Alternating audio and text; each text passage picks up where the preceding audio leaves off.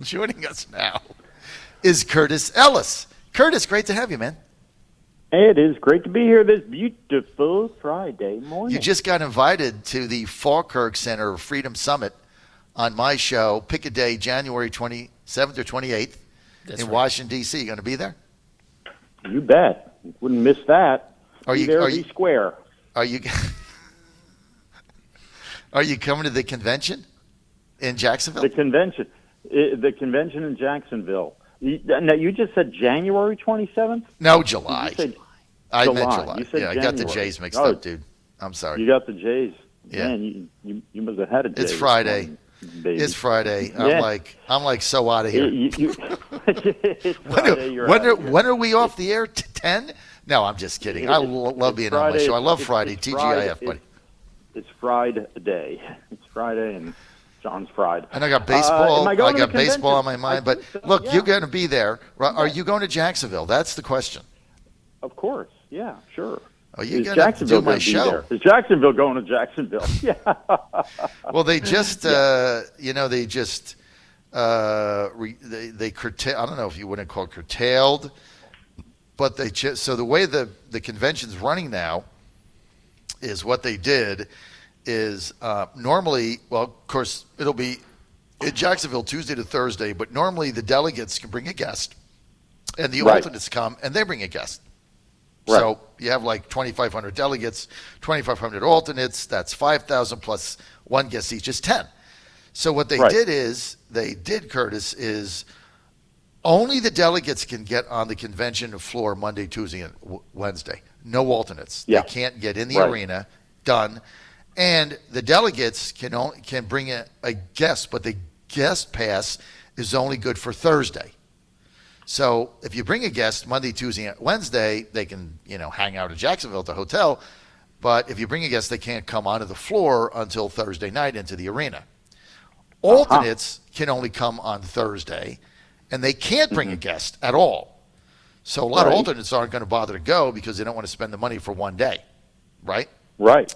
So that's kind of where we are with the convention. I'm running for delegation chairman of Virginia. That'll be decided in a Zoom vote on Sunday at 4:30, and I do have opposition to that. But now, if you're the chairman, I understand. If you're the chairman of the delegation, you get to bring a guest, but the guest has to be another delegate, and that's how they get on.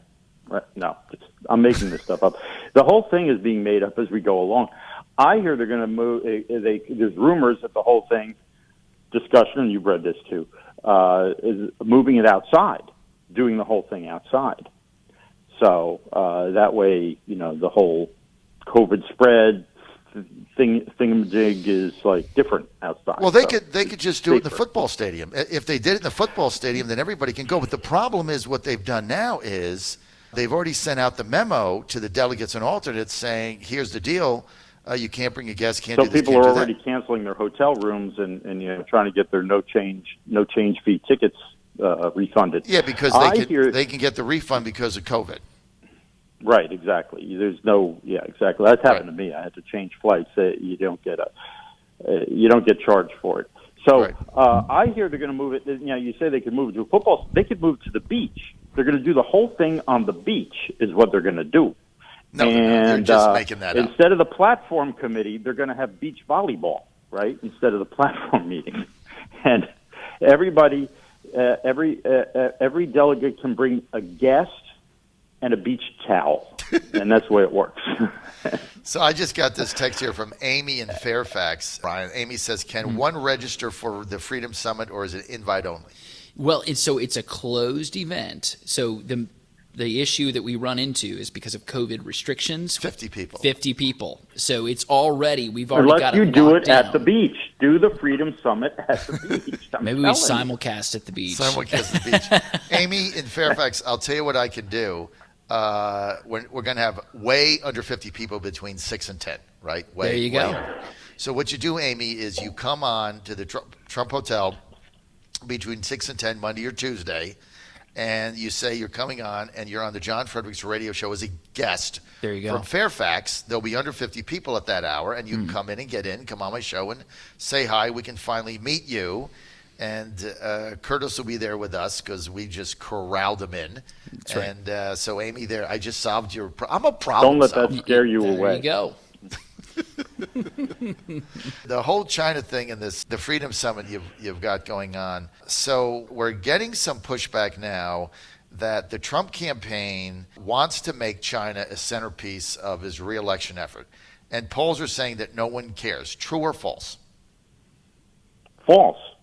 False. Why? It's all how everybody cares. Everybody understands that China is responsible for stealing our jobs, taking our jobs, giving us a virus that destroyed our country, that took Easter away from us, took our churches, took our jobs, and took our life, took our schools away, took our kids out of school. They know China's responsible for that. They know that the collaborators on Wall Street, people who've been collaborating and appeasing China, are equally responsible for destroying our jobs and opportunities, and which has caused this massive income inequality and lack of opportunity in this country for 2 generations of people now, at least. And it's people understand that. They elected Donald J. Trump in 2016 because he was the first person to talk about that. Besides John Fredericks, of course, but the first person running for president to talk about that. So they get it. People understand. They do care. I don't know how they ask these questions in the poll where they come up with people don't care. Every issue that people in every poll say they care about is linked to China. So it's a matter of how you frame the question and how you put it to the people. They know that Washington's corrupt. What's the biggest source of corruption in Washington? Money from China. All of these people who've sold out to Wall Street are essentially selling out to China's enablers and China's collaborators. You hear, I had somebody ask me, I did an interview the other day, and they said, with a good liberal, rather sane one, if misguided, but he has that same opinion of me. And he said, "Well, how do you feel about campaign finance reform? I mean, your opposition to Wall Street and the influence of big money Wall Street banksters, you should support campaign finance reform. How do you feel about that?" And I said, "Well, actually, the best thing to do is to break up the big banks, is to break up these monopolies that have bought our politicians." So people know the system's rigged, and they know who's rigging it, and it's being rigged with money from China. And right now, what's going on in the streets? What's going on in their cities? The goal of these radicals is to make our country ungovernable. And the Democrats are playing along. They're playing right into their hands. Their hatred of Donald Trump, they're playing right into their hands going along with this. If President Trump wins, they're going to continue trying to riot and burn and loot. And if Joe Biden wins, we see today Angela Davis says she's supporting Joe Biden because he can be most easily pressured. So they'll continue their pressure. They'll continue their riots and ask for him to appease them. Please give us what we want, and we'll make it stop. The other purpose, the other goal of the radicals, or the tactic of the radicals, so making the country ungovernable is a short-term goal, and it's a short-term tactic. Their other tactic, which has been in place for longer, but you see it every day now, is to teach our children and to teach our population that America is not worth defending, right? And you see this from this incredible infographic, an incredible website put up by the Smithsonian Museum. The African American History Museum has decided their job is not to run a museum, but to tell the rest of us how to live, how to think, and what we're supposed to believe in our day-to-day lives. Telling us that things like objectivity, work hard, and make yourself better are white supremacist concepts that must be eliminated. The scientific method is a sign of prejudice and discrimination and white supremacy. Nonsense like this. When you see the statues being torn down, what's that about? What's motivating that? How did people get to that point where they would tear down these statues of George Washington, Abraham Lincoln, et cetera, et cetera? America is not worth defending. It is a slave state, a colonial enterprise built on genocide, and anybody who believes in America is a genocidist, is essentially what they're saying. And so the Democrats play along with that too. But you have to, and this is carefully nurtured by the Chinese Communist Party as well. They've compromised our media. The same media that perpetrates these falsehoods about America being unsalvageable, irredeemably racist, and not worth defending are the people who are, again, collaborating and appeasing with the Chinese Communist Party. Right. Because they have been influenced by them. Right. All of the major networks have major business interests in like China. AMC, you got AMC and companies like that owned by China. Ryan, you wanted to weigh Oh yeah, in. and Ryan, you're dead on accurate. And I was going to add, again with the Falkirk Center, one of the things that we try to bring up, this is a cultural revolution that they're trying to lead. They know they cannot win on the math or the science or the economics. So the only thing they've got is to gaslight culture. So if you can convince people that math is racist, if you can charge people with that kind of language, then or identify the scientific method with whiteness or any of those things, obviously it's so hateful and insidious. But what that does is it gaslights a culture to where they want to repudiate any notion to where the common epistemology of knowledge and how we learn and how we access that information is gone, completely gone. And so then you have these empty-headed foot soldiers. It doesn't matter if they're white, if they're black. It doesn't matter.